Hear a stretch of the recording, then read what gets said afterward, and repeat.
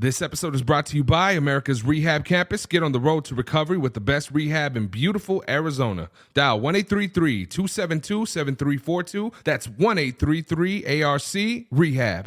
Ladies and gentlemen, you are now tuned in to the Armchair.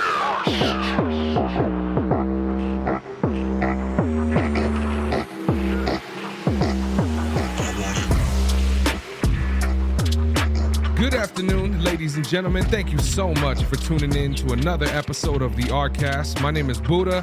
I'm solo dolo, but I got my homeboy in the studio with me. It's a huge blessing. I was sitting here editing an episode a while back, and I hear a knock on my door. My brother came through, and he was like, man, I would love to get some studio time. I have an amazing story. So without further ado, everybody get up out your seat and give a huge round of applause to my homeboy, Lewis Hubbard. Thank you, Mr. Buddha. What's up, bro? Appreciate it, my man. Thank you. I love it. So dope. That's cool, man. How you doing? Yeah, I'm so blessed, brother, man. You know, it's another day in recovery. Yeah. Love it, man. Woke up this beautiful morning, man. Just, you know. Yeah. It's hard to say, like, it's like not even a reality, man, but it is. It's like, wow. Yeah. That's a beautiful thing, man. I'm happy to hear it. Yeah, man. You know, it is. It was a pleasure to get to meet you. You've only been here for a little bit now, right? Yeah, but I was a resident here. I went through the program. I started, came to Detox November 21st. Did a couple of weeks. I did a week in Detox. I went to residential. Then I did my time in IOP. Yeah, I popped in here a couple of times when I was in IOP. So yeah? What's up? Yeah. And then I left IOP, April 22nd. And then I had so now I just started here 2 weeks ago. That's awesome, bro. Yeah, man, it's a blessing, dude, because I seen others pave the way that went through this program, and I seen how much it helped them, and it just helped me. I was like, you know what, I'm definitely going back to art. Share my experience, strength, and hope. That's where awesome. Others were later for me. Yeah, for sure. And I teach the RSS classes. I started that here. My last month in the hotel right there across the street. Started working, teaching classes. So now I do that as well. And That's awesome. So I teach the class to get your RSS, and then now I'm doing what I teach. So it's just a beautiful thing, man. And I'm going to school to get my master's in addiction counseling right now at Grand Canyon University. That's fantastic. Grinding, hey, man, you know what? I truly believe that sometimes, we pick our fields that we want to get involved in, and God will kind of guide our steps. And I feel like other times, I feel like sometimes God completely extracts you sometimes and throws you in a situation. Well, I learned from others, the only thing you have to change in recovery is everything. Like I used to do electrical design, worked with electrical engineering company, did all that. You know what I mean? Wow. Did some construction, but this is where my heart is. I feel like I haven't worked a day in my life since I've been doing this, bro. And it's been so blessed, bro. How many people can say that? I mean, the ones that do or have a big smile like this, bro. For real, yeah, though. man. It's so beautiful. Well, look at what you I can tell you love what you do. I love it, man. And it's like you see these people that just were the way I was stuck one time, and then they get that, wow, I could do it, man. You bring that hope into their eyes, and you just see it, and it's, yeah, man. That's cool, bro. Like my little 12-year-old daughter's like, Dad, you look like you're really rich, but not in a way with money. You're just, this aura and energy about you is so different. And that's what I grind for. My kids, myself. And it's fantastic, man. And, I definitely want to dive deeper, but with the format of the Arcast, you know how it goes. We like to dive deep, kind of go into where you were born, all these things, and then we'll slowly get to the recovery part. For sure, bro. So where you from, man? You from here? Fourth generation out of Tucson, Arizona, man. Born and raised right there on the west side. Right here. It's for you, dog. You have it on tap. Hey, I had to. We had homeboy Nate in here, bro, and I had that ready. I was like, if he says west, I'm throwing it up right now, bro. Born and raised right there in Barrio Anita, man.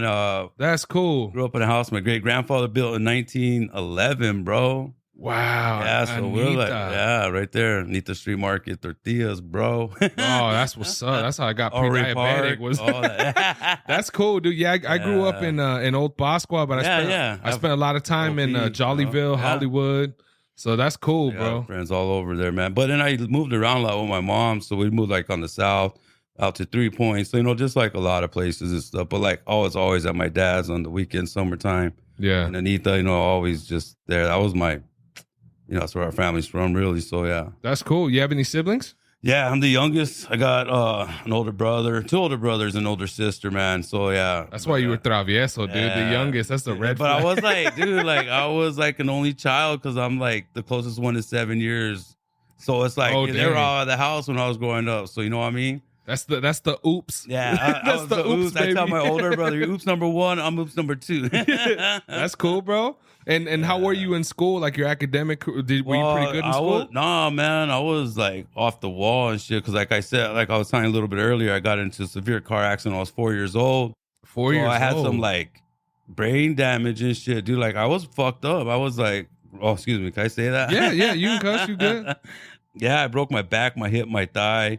So like that. At 4 years old. At 4 years old, my mom ran a stop sign. Our RV hit us, and I hit the dashboard, bro. Like I died in her arms, and they brought me back. Oh my god! But like, it's crazy, dude. This the life, and well, we'll get into it. But yeah, so like I was in the hospital for 6 weeks with a pin in my leg, and then I had a body cast.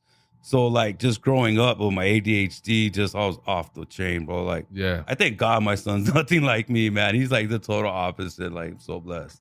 Wow. But yeah, man, it was wild growing up, man. Like them being the youngest, and like my mom and dad just like let me do whatever I wanted to do because I was a little bastard, bro. Basically, Yeah. I was like just. Yeah, for real, man. And you know what? It's crazy too, because I was diagnosed with ADHD, and the more that I've gotten older, I think it's like a superpower, dude. For real, like honestly, because like, I really everything I'm doing right now, bro. Like I'm like everyone's like, "Damn, you're so busy." Like first of all, I don't like that word busy. I just have a full schedule, or like it's not a priority to me right now. Yeah, because I like to feel like I'm in control. You know what I'm saying?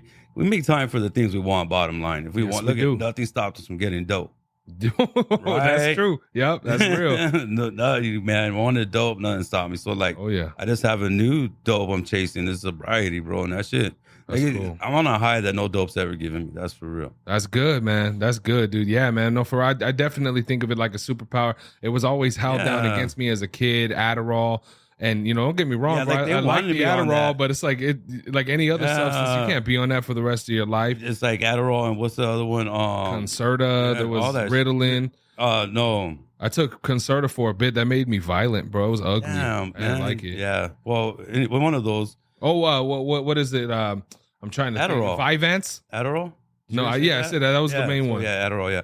So like, my mom wouldn't let me get on that because I was already taking all these meds for my pain, bro. Taking Oxycontin at fucking 5, 6. Oh, wait. Okay, so this is important. We got to touch on this because, my wife, we've been watching that show Dope Sick, and then we saw I was like one of the first ones on Oxycontin growing up because I was 83, dude, when I got into my accident. I'm 45. I was born in 77. So, like, I was, like, there, bro. So, at 4 years old, they gave your mother prescription narcotics. They gave me prescription, and my mom was cool because I broke my back, my hip. Well, yeah, but I'm saying like to administer it to you at 4 years old, dude. Like all through my life, I would be battling that shit. That's why I was so hooked on dope. I get tired of pills, so I would like steal my dad's weed, my brother's weed. That blows my mind. I started doing some coke, and I started doing other shit just because I got tired of the pills. And then like I always refer back to it, always go back to it. And then now that's when the doctors cut everybody off a couple of years ago. I jumped to the street dope, and then the Fetty came in play. And all right, well, hold on. Let's back up a little bit, man, because that's a very important thing to touch on. Yeah, because with the 4 years old, with that, how long do you remember being on the opiates? Like, dude, whenever I was in like severe pain, I would just go tell my mom, like, I knew where my stash was in her bathroom, and I'll just go and grab a couple of pills whenever I would really be hurting bad. Oh man! And but like then there was a time where like I just got so tired of it. Like I could remember like between 8 and like 11, I tried my hardest not to take it. I didn't like the way they made me feel in school, bro. You know what I mean? Yeah. I just didn't feel like me. Like I just be all dragging ass and all high, bro. Like I wanted to be playing ball. I'm very athletic, so like yeah, I didn't like. Oh, naughty now. Yeah. That's so for crazy, real man. Though. Like now that I think about it, you say like I'm just being class. It's like going out. And I'm like, bro, I told my mom I don't like this shit, but I still had it because I would be in so much pain. There's times I couldn't even get up and walk. Man, okay, so 8 years old. You think that played a huge impact on your academic school? Like it's like from keeping you not, bro. Like yeah, just that and just the way I would think and the way I would maneuver. Just because like. you know, be in so much pain. I wouldn't want to go to school. And like, they never really, that's weird. Cause like my mom's never really sweated me when I didn't want to go to school. Cause she would understand. Be like, well, I ain't feeling it. I'm not going today. And like, but that was very rare though. Cause I always played baseball like year round. Then I played for school. I wrestled, baseball, basketball, football. Well, I played basketball like city leagues. Yeah. But in high school, I went just 2 years and I played football, wrestled, and baseball. But yeah. Man, okay. So at around like 8 years old and stuff, what started changing? Like, were you able to get off for a little bit? Did you continue? How long did you stay on the opiates, man? Man, they were there always, but like I would try to just not even take it. I would just like take the pain and just, that's why I think I acted out so much. I was in so much pain and I just didn't want to take the pills. Wow. And it was weird, but that's when I like real talk, like 8 years old, I would steal my brother's weed. And then I was running around the Nita with the homies and like, you know, my pops would be drinking and being out and I'd be running around and hungry. Some OG, hey, little man, want to make some money? This is how you roll a joint. Sell it to OGs for $1 after playing basketball. Oh, yeah. You know, sell a couple, you get a couple $, we'll get a Whopper. Let's go. Dang, okay. So that's all like it all spun, you know. It's, you know, we all know the name of the game, how it goes. Yeah, know? No, for sure. And I mean, I see from two different dynamics, the pharmaceutical one, which is unfortunate because we all look to our doctors in hopes that they're going to take care of us and stuff, you know. But who introduced you to the weed at 8 years old? How were you able? All the people in the neighborhood, the OGs, and then my brothers, and then just like seeing them, and then just grabbing, taking their shit, and then like were your parents? We don't have to go into, but were your parents, were they like in addiction at all? My dad was big time, man. Yeah, oh, okay. We'll get to that later, but yeah, he was really addiction. Like his dad just had died when I was in my accident, so he never recovered from that. Okay. So like, and then like my mom really didn't drink much, but like she was just, you know, they did the best they could, what they knew, you know, but like at the same time, my pops, I was always with my dad on weekends in summer and I could do whatever I wanted, or he would drop me with my tios and I'll chill with my older cousins. But like, other than that, yeah, man, I was just like with the older guys from the neighborhood, just seeing what they're doing, watching them make money, seeing them blow trees all day. And, you know, so that's, and then it took away my pain and I didn't have to take the pills. So like, that was that Reggie bud back in the day, Mexican weed, bro. That brick bud, but it still worked, you know. I was like, let's go. Like, I felt good and I could function better when I was smoking weed than when I was on the pills. That's crazy. And how did your mother react to you smoking? Was she? Everybody in my family knew, but nobody said shit to me because I was like, well, is he gonna take the pills or is he gonna smoke the weed? Okay. And even like they didn't care when I was smoking. Like they knew I was smoking. Everyone knew I was smoking. Wow. No one said nothing because like they just knew what I was going through. You know. Yeah. That's what I think. But like I never really discussed it with them and stuff. And now my mom has beginner signs of dementia, so I can't really dive into it with her because, you know, she's like, but at this day, it is what it is. Like, I don't regret anything I went through, else I wouldn't be the man I am today. That's absolutely. For sure. Absolutely. And then like I know how to raise my kids and I do everything opposite than what I was taught. But I mean, hey, at the same time, not, because like my mom and dad did love me. Mm-hmm. But at the same time, it was like, it is pretty weird. I mean, it's a generational curse, bro. Yeah, I mean, like we you gotta said, break that cycle, right? You know, we're the ones that are in charge of breaking that cycle. The fact that light bulb turns on in the first place and God allows us that opportunity is a huge blessing. You know what I'm saying? Real. So when you went to high school, was there a time in your life where the doctors and people had said that you were pretty much healed from all of this pain? Like, oh, bro, like I've been through so much shit with the doctors. I would get in arguments with them, be, oh, it's your sciatica nerve and this and that. But like for like 10 years, my L2 was dislocating and relocating. Then it finally erupted. But by that whole time, they said, well, it was my sciatica. Oh, there's nothing wrong with you. Oh, we can't find nothing. I'm like, motherfucker, I can't walk. There's something wrong with me. I can't move for a week off the couch. Wow. Dude, I'm not making this shit up. And then like they keep telling you, oh, we can't find nothing, can't find. Then you start thinking, well, am I tripping? Yeah. And it's like, well, no, I'm not, because like, why can't I fucking take a deep breath? So then when it finally erupted, it made a lot of sense. Like, I was like, motherfucker, I told you. See what I mean? Like, bro. And so I got into like a lot of trying to find other remedies. Like when my dad, I would make marijuana with rubbing alcohol. Yeah. So then I started doing it with cocoa oil and massaging myself and eating edibles and doing all kinds of stuff. Started growing and stuff. And that helped me out a lot. Yeah. But it just, leads me back to that fentanyl. So now I'm just like away from everything. Wow. And you know, but now I accept the pain and I know I'm alive because like all this isn't a dream. Also want to feel it. So it's different when you accept the pain and just be like, all right, cool. And I don't know, it's like your brain doesn't elaborate on it. You don't allow it to. So it goes away faster or something. I don't know. It's weird. Well, I think too, when we experience significant amounts of trauma, our bodies do whatever they can to try and protect us. Then I hyper focus on it and then it goes away quicker too. Yeah. It's weird like that. But like when I was in my addiction, I would play that poor me role and I would let that overtake me. Oh yeah. And now I'm building my strength in my brain. And that's important. Look at how many people we deal with on a daily basis that won't take responsibility. They blame their victims. You know, I mean, we have to get out of that mentality. Yeah, instead of playing the victim role, start being a supporter and getting people out of it, right? Ain't nobody else gonna break that cycle but you. You know what I mean? And most people are so into their own lives. Like we're so insecure too, wondering what everyone's thinking. No one's thinking anything about you. Yeah, right. It's our own brain. Yeah, instead for of being real. our worst enemy, we gotta be our number one cheerleader, right? Yeah, So for sure. And you know, like here's where I learned it here at the Arc, you know. Like I had a roommate that was snoring really loud, so I had to sleep with headphones and I listened to self-affirmations. Oh, there you go. Reprogramming my brain when I'm asleep, you know what I'm saying? Stuff That's like good. that. You know, just, you know, writing a gratitude list daily, just even when I'm in a funk, and that would get me out of it. That's good. So little things like that, man. And it's nice and it's not at the same time, but it's just a blessing to still be here alive and not on that dope no more, not worried about pain pills. Because I don't know, it made me stupid in a way, like a lot of times, like not want to do shit. And that's not me. Yeah. Yeah, I'm the type that's like likes to play sports, likes to, you know, I play pickleball almost every day now. I'm doing something, working out at home.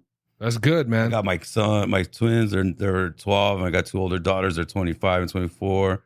All right. You know, I'm so blessed. You know, I've always been part of my kids' lives. That's good. Even when I was in addiction, but now I can really be there emotionally the way I'm supposed to be. That's beautiful, man. That's beautiful. And I don't mean to go back. I'm just curious. Did you end up graduating from high school? No, I ended up dropping out because like my mom made me go to Flowing Wells because we live in 3 Points. So I want to go to Tucson High. But she's like, oh no, all your homies from the hood go there. Oh yeah. You're going to fuck up. But my boys played football for U of A and shit. So I probably would have done better.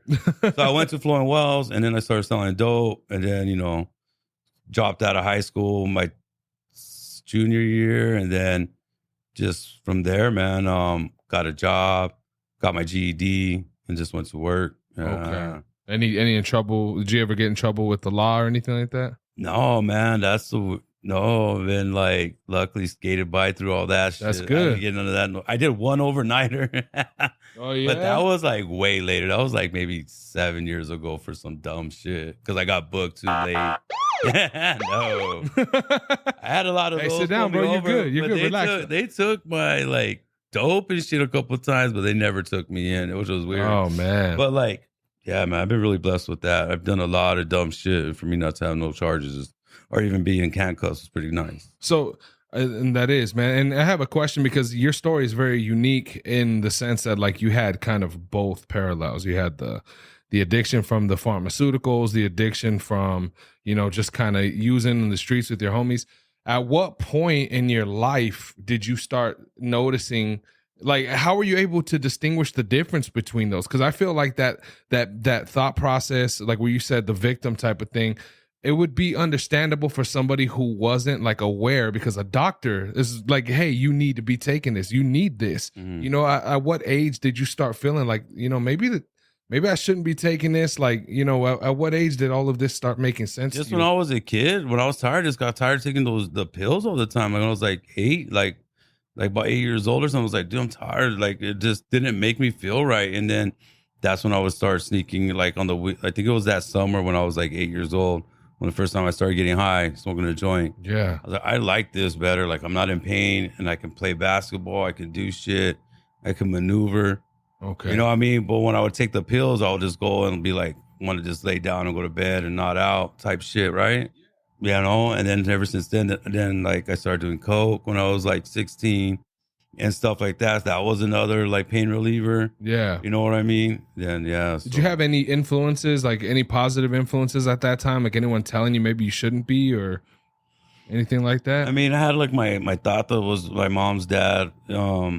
he passed away when I was like 16, but like, and my nana and stuff, they were like, they lived out of Marana, and they would help me out a lot with that and like not want me to do that. But at the same time, I was just, I don't know, man. Like maybe I just didn't pay attention to all those signs and shit. And I just said, fuck everybody else and do what I'm gonna do. Yeah. Cause like I was like, you know, I was the baby and I could do pretty much whatever I wanted. Yeah, no. As long as Lewis is quiet, you know, that's the way I thought it was like. But I mean, I'm pretty sure like my sister has always been a really big blessing in a support group I've had, and she's always had my back. So she's always tried to help me out. But like at the same time, I think it's just I wasn't listening to what anybody had to say. Yeah. You know what I mean? It was just like, yeah. And how was it when you started, you know, having your kids and stuff? Were you ever married? Yeah. So when I was 19, we got married and had my daughter when we were 20. Okay. And then I had my other daughter like 17 months later, and then we got divorced. But so like, I was running dope with my pops back east, and like, you know, you don't tell nobody, mijo. You don't tell your wife. You don't tell nobody. Yeah. You know, I was like, all right, cool. So I never told her. So she always thought I was cheating when we take off. But I come home with like racks, like thousands on thousands. It's like, yeah, I'm cheating on you. Here's $10,000. What the fuck? Yeah, I'm not this girl paying for all my shit. Right. So she knew what was up, but at the same time, I just never clarified it and never told her what it was. So that didn't work out. Yeah. And then they got older, and then we just battled, but got back and forth a few times, and then we ended up remarrying her like a few years ago. That got divorced quicker than that. So then like my pops passed away. He committed suicide. He hung himself, bro. Oh man, I'm sorry. So that was like 13 years ago. And then my twins mom, her and I were living together for a year, and the first time we had sex without a condom, I got her pregnant with the twins. So I have my dad's only grandson right now. Wow. Yeah, I have his like 13th or 12th granddaughter and his only grandson. So wow, my mom and dad. So yeah, so like that was a blessing itself. But you know, he battled with addiction his whole life, and I lived with him for a while towards the end, and he was taking antidepressants, quit taking them, just cold turkey, and then that was it. Yeah, man. The day after, like the day of his last birthday party we had, and we found him a week later. Yeah, what was crazy was the night, 2 nights before we found my pops, me and my homeboy were smoking, and I was like, let's go in the back right. And he's like, no, I don't want to go back there. And my dad was right there hanging the whole time. We didn't even know it. Oh, shit. Yeah, so that was a trip, man. So our family's been, then that really intensified my dope use this last few years, just dealing with that, trying to, you know, you don't talk about your problems. You don't tell nobody shit. You know, we didn't grow up that way. So now coming here, learning how to express yourself, deal with emotions. And that's the way we need to teach our kids now, to talk about shit. Amen. Because the more you let that shit sit, the more it just festers and builds, and then you just, boom, you explode. You're right on the edge, you know? No, it's so unrealistic to hold kids and people to like those standards. It's like, so that I'm like blessed to be able to tell my kids, you know, what's going on. Tell me what's up. Let's talk about it, you know? And it's a lot different the way I was raised. So, and I think it's a lot better way, because it helps me out so much when I'm able to talk about shit. Yeah, man. I work a NA program. I have a sponsor. I do like live, I do Zoom meetings and stuff. Okay. Twice a week as well. I have a counselor through this Effect good app and yeah. stuff like that. You know what I mean? So like I'm constantly working a program on top of everything I do, because I got to put that first. Anything I put in front of recovery, I'm going to lose. Amen. Amen, dude. That's something like I've learned here at the ARC, bro. I'm so blessed for the ARC. Like the community.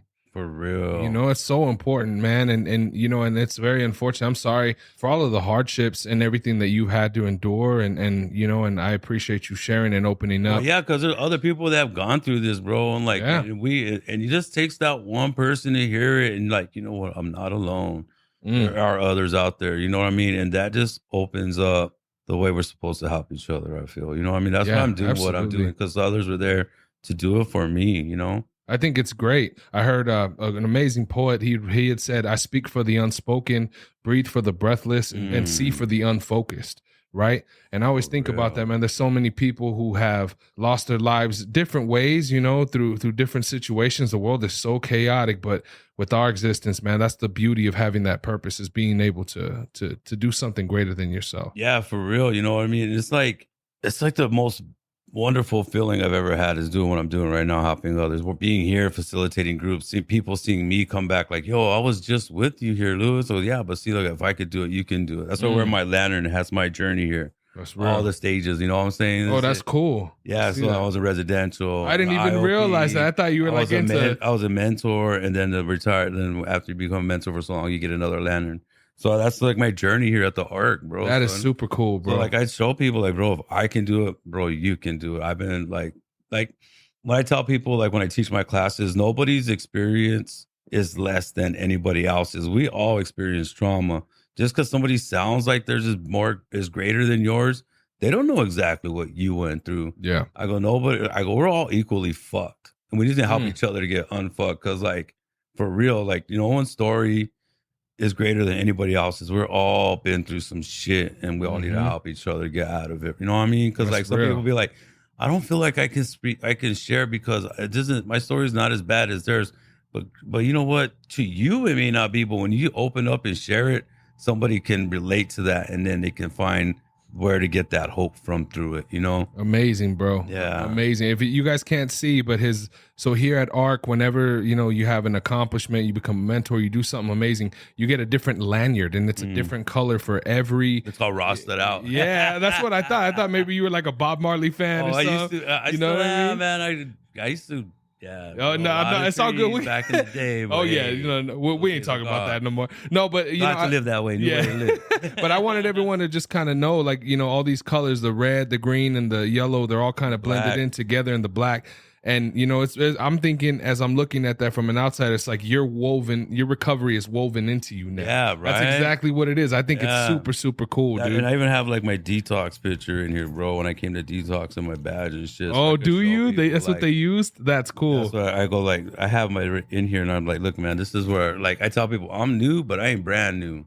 You know what I mean? Dude. Yeah, no, that's cool. So, and this is my favorite part of the show is when we start talking about the moment where everything started changing. Where were you? What was the situation when you were in that deepness of your like addiction? When did that light bulb start turning on for you for the first time? Do you remember that moment? Like get help, or like when I was like when you finally realized, like, that your addiction was becoming a hindrance to you. You couldn't handle it anymore. Yeah, that was like at 3 a.m. on November 21st, bro, the day I came in, that Monday morning, like I had to go to work. What year is this? 22?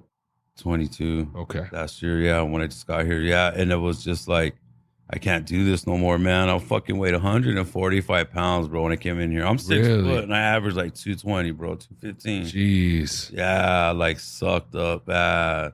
And so like I had my kids, my twins living with me and their mom. And I was at the apartment and like that morning I was like, dude, I can't go to work. I tried to kick it the week before on my own.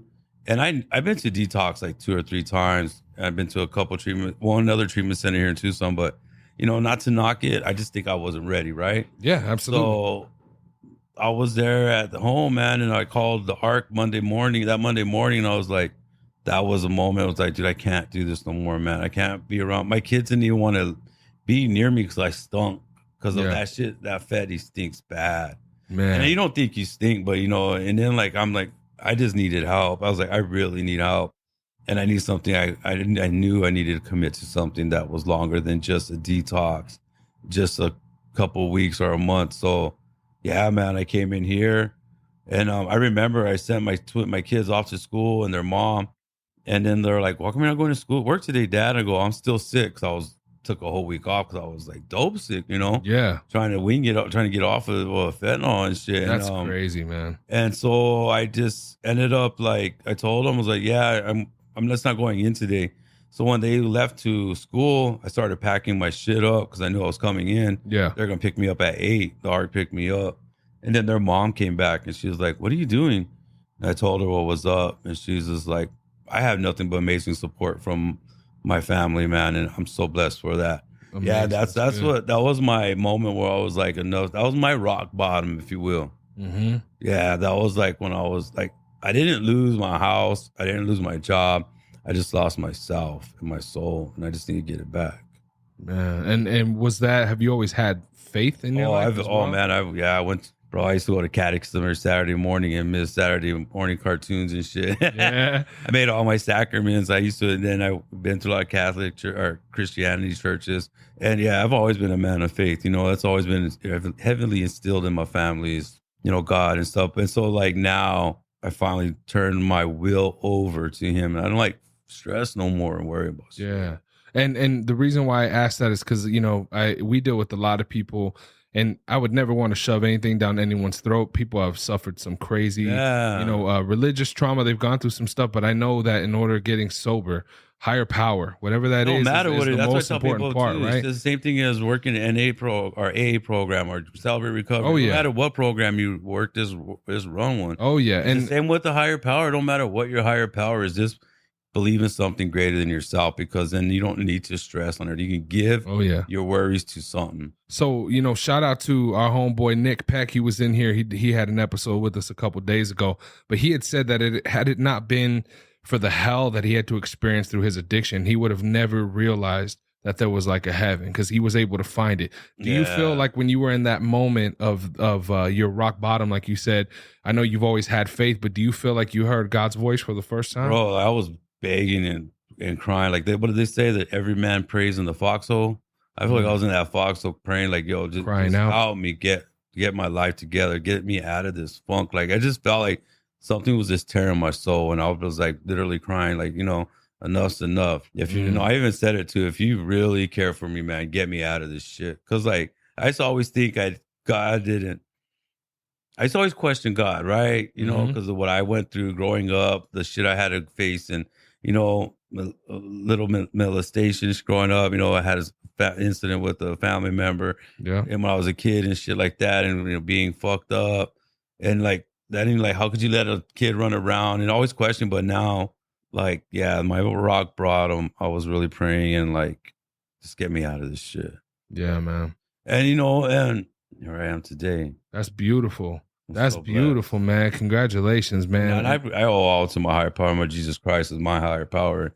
Amen. I'm so blessed for him, man. And it's just been a hell of a journey, man. And it's just, like I said earlier, I wouldn't have changed anything I've been through, because I wouldn't have this experience right now. If I would have made a left instead of a right, who knows? I wouldn't have my kids and shit, right? Yeah. So it's just like, I just take it for what I got it and just running with it. What was it that changed this time that you've been feeling so much different than it had been in the previous? I think it was being able to. I remember I was sitting here on a Saturday, and it was an H&I meeting.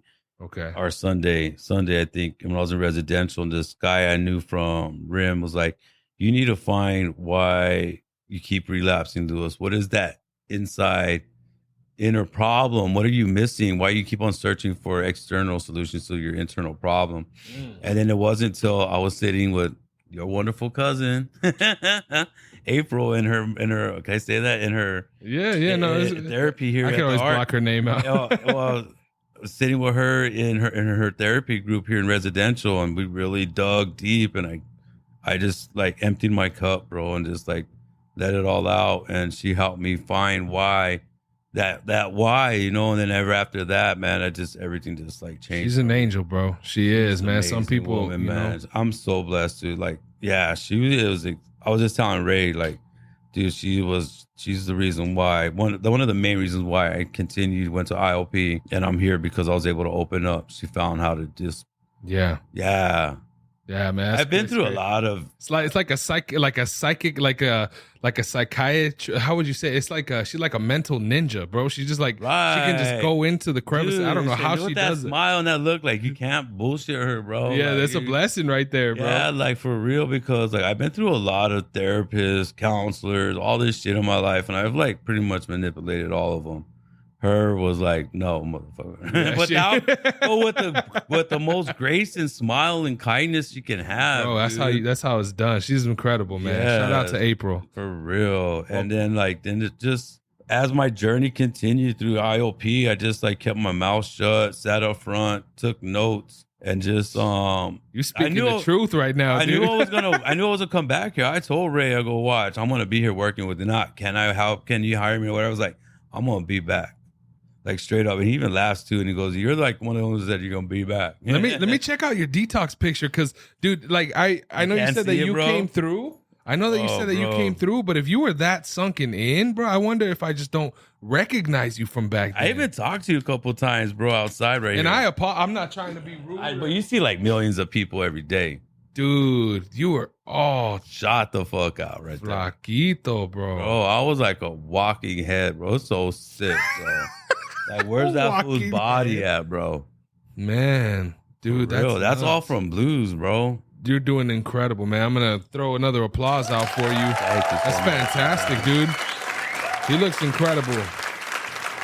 I mean, the fact, everything that you've experienced, the fact that you're here today is there's the only thing is had to have been a God thing, bro. You know, I mean, I look at my wife and I, we lived, before we purchased our house, we lived in town on like Roger and Oracle, right? And shit. Yeah, it's a beautiful neighborhood. And I remember, this was around 2020 where we had moved in right before COVID and stuff. And it wasn't that bad. I mean, it was bad, but it wasn't like too bad, And by the way, it's really hilarious. Every time I say Roger and Oracle, dude, yeah, every time I say Roger and Oracle, everyone has that same reaction. It's funny. But I remember when COVID hit, things propelled to a whole new evil. It was a whole new low. For real.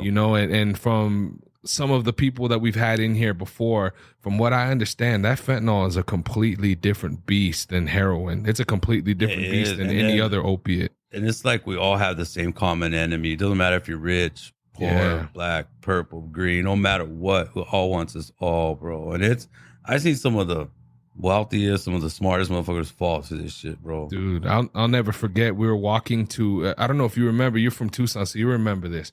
But do you remember on Oracle and Roger where the Blockbuster used to be? Remember that? Yeah. And it's not there no more, but that used to be, that was a beautiful childhood memory to me. But we were walking from the apartment. Is that where the Target's at? Yeah, that's where I lived, right around there. And we were walking to the Subway to go get food, or no, pizza. There was a Domino's right there, and there was a guy on the floor. Oh, right across the street, right there where right the across chicken the street. places. Yeah. Well, no, it was where, so it's in the same lot as where the right next to Blockbuster Don was. Edwards used to be right there. There used to be a store called Don Edwards. So we had gone to go pick up pizza. My son wanted to go walk, and I'm like, all right, cool, and this is just an attest to how bad that neighborhood has gotten. You were just saying about the wealthy. There was a gentleman laying on the floor, bro, who looked like he had been on a bender for days. Yeah. But it was different because this dude had a nice suit on. He had a really nice suit on. He still had jewelry on. Like, you can tell this dude had money. You can tell that fell off, dude. And it just made me so sad because this guy was asleep on the concrete right there on, and it just like my son. It's interesting, man. My son's journey. I'm so excited to see what my son is gonna do when he's older, because the way that he thinks and the way he sees things is just different. You know what I mean?